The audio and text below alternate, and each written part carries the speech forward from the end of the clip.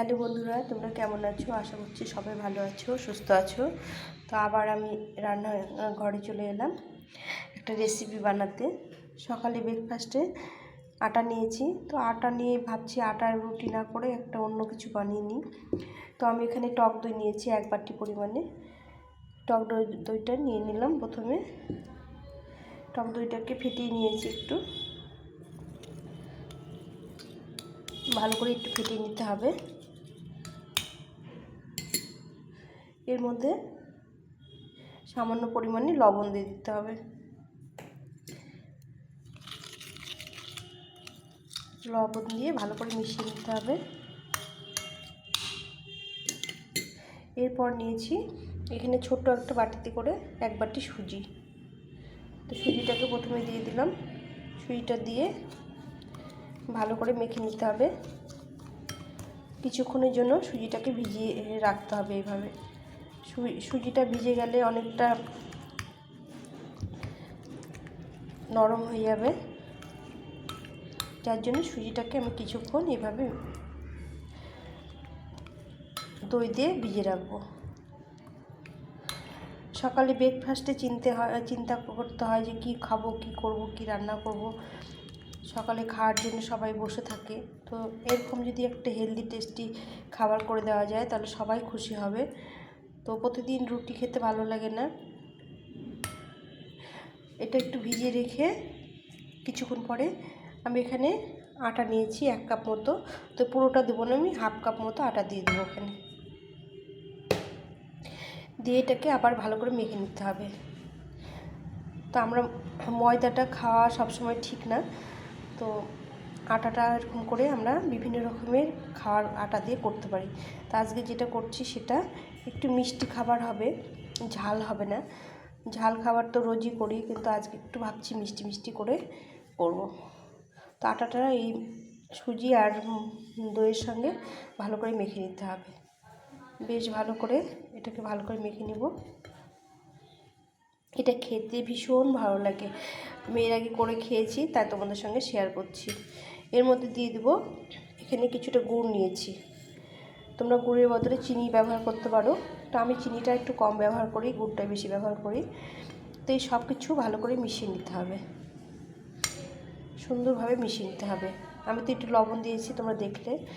দিয়ে এটা ভালো করে মিশিয়ে নিয়ে সামান্য একটু যেটুকু জল লাগবে সেই জল দিয়ে মেখে নিতে হবে। জলটা যেন খুব বেশি না হয় সেভাবে জলটা দিতে হবে। এখন হচ্ছে এই যে দইয়ের বাটিটায় ধুয়ে 1 বাটি মতো জল দিয়ে দিলাম। এটা দিয়ে ভালো করে মেখে নিতে হবে। কিছুক্ষণ ভিজিয়ে রাখতে হবে যেন গুড়গুলো গলে গিয়ে আটা সুজির সঙ্গে মিক্স হয়ে যায়। এভাবে মেখে নিতে হবে। মিশ্রণটা এভাবে করে নিয়েছি। খুব ঘন হবে না, খুব পাতলা হবে না, এভাবে করে নিতে হবে। এটি কিছুক্ষণের জন্য রেখে দিতে হবে, 10 মিনিটের জন্য। এখানে একটা ফ্রাই প্যান বসিয়ে দিয়েছি। এর মধ্যে একটু বাটার দিয়ে ভালো করে ফ্রাই প্যানটাকে, তোমরা চাইলে সাদা তেল বা ঘি দিয়েও করতে পারো। গ্যাসের ফ্লেমটা একটু কমিয়ে দিতে হবে, ভালো করে মিশিয়ে নিতে হবে। এখন এর উপর দিয়ে একটু সাদা তিল ছড়িয়ে দিতে হবে। দেখতেও ভালো লাগবে, খেতেও খুব ভালো লাগবে এইভাবে করে, আর দেখতেও ভীষণ ভালো লাগে। একটা মিষ্টি আইটেম হবে। তো আমি তিলটা দিয়ে দিলাম। এখন আমি ব্যাটারটা ঢেলে দেব। এই ব্যাটারটা দেখো সুজিগুলো ফুলে গেছে, সুন্দর একটা মিশ্রণ হয়ে গেছে। এখন আমি এর মধ্যে এটা ঢেলে দেব। পুরোটা ঢেলে দিতে হবে। পুরো ব্যাটারটা ঢেলে দিয়েছি। এখন কিছুক্ষণ হাই রেখে তারপরে একটু আঁচটা কমিয়ে দিতে হবে, দিয়ে একটু ঢাকা চাপা দিয়ে, এখন এটা একটু ঢাকা দিয়ে হিটটা একদম কমিয়ে দিতে হবে। তো বন্ধুরা দেখো একদিকে হয়ে গেছে। এখন আবার উপর দিয়ে একটু তেল ছড়িয়ে দেব, দিয়ে এটাকে উল্টে দিতে হবে, দিয়ে আবার একটু উল্টো দিকে ভেজে নিতে হবে। তো আমি এখানে প্রথমে প্লেটের মধ্যে নামিয়ে নেব। এইভাবে নামিয়ে নিলাম, দেখো কি সুন্দর নেমে আসছে। এখন আমি একটা উল্টে দেবো। তো এইভাবে উল্টে দিলাম, দেখো এক পাশে হয়ে গেছে, লাল লাল সুন্দর হয়ে গেছে। এখন উল্টে দিয়ে উল্টোর দিকটা আমি আবার একটু ভেজে নেব। গ্যাসটা বন্ধ করে দিয়েছিলাম, গ্যাসটা জ্বালিয়ে দিয়ে গ্যাসটা একদম কম হিট দিয়ে একটু ঢাকা দিয়ে আবার উল্টো দিকটা করে নিতে হবে। তো এই যে হয়ে গেছে, কেকে একদম কেকের মতো হয়, কিন্তু খেতে ভীষণ ভালো লাগে। তো এটাকে নামিয়ে নিচ্ছি। তো এটা হয়ে গেছে, দেখো কতটা সুন্দর হয়েছে। তো এখন এটাকে পিস পিস করে কেটে নিতে হবে, কেটে নিয়ে তারপর পরিবেশন করতে হবে। একদম কেকের মতো লাগে খেতে, কিন্তু কেক নয়, এটা কিছুই পড়েনি এর মধ্যে। এখন পিস পিস করে কেটে নিতে হবে এভাবে। তো এইভাবে কেটে নিতে হবে, দেখো ভেতরে নরম আর উপরে কি সুন্দর হয়েছে, একদম কেকের মতো খেতে হয়।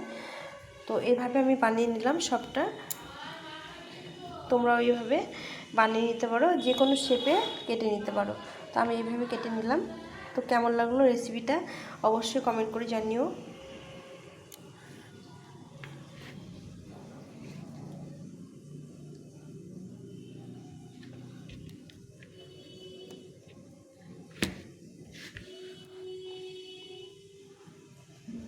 ভালো লাগলে একটা লাইক কমেন্ট শেয়ার করে পাশে থেকো।